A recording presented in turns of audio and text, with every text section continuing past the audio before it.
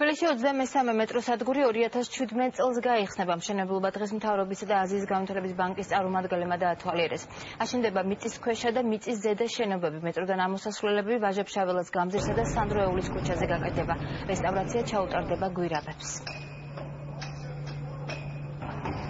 ფაქტობრივად გარანტირებულია, რომ დაგეგმილ ვადაში, ანუ მომავალი წლის სადღაც მაისში ეს პროექტი დასრულდება, თუმცა ერთი შეხედვით პატარა პრეტენზიები ჩანს და შესაძლებელია მე ვფიქრობ, რომ უფრო ინტენსიურად ვიმუშავოთ. მე ვფიქრობ, რომ აქ ფრონტი უფრო დიდია, ვიდრე თქვა დასაქმებული ადამიანების რაოდენობა საზოგადოებას, რაც მალე მივცემთ ამ უმნიშვნელოვანესი არტერიის თქვა ერთ-ერთ სერიოზულ გაგრძელებას მით უკეთესი. დამატებითი სადგური ემატება ჩვენს ქალაქს და ქალაქის გაფართოებასთან ერთად ხდება, რა თქმა უნდა, დამატება. პარალელურ რეჟიმში თბილისის მერია 7 მეტროპოლიტენის პროექტის მომზადების სტადიაშია, რაც გულისხმობს უკვე მოქმედი მეტროსადგურების მოდერნიზაციას, ისევე როგორც მეტროს შემადგენლობის მოდერნიზაცია მოხდება, რათა უკეთ მოვემსახუროთ და უფრო საერთოდ მოვემსახუროთ ჩვენს თანახმოვანებს.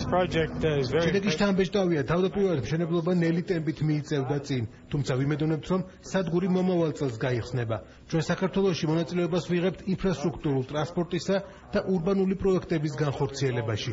ეს მეტროსადგურიც თანამშრომლობის ერთ-ერთი მაგალითია. ამ ეტაპზე მიდის გვირაბები განათებულია, მიმდინარეობს პლატფორმის სამუშაოები, ასევე ველოდებით ესკალატორებს, თანამედროვე სტანდარტების ესკალატორებს, რომელიც იქნება დამონტაჟებული სადღაც მიმდინარე წლის ივლისის თვეში.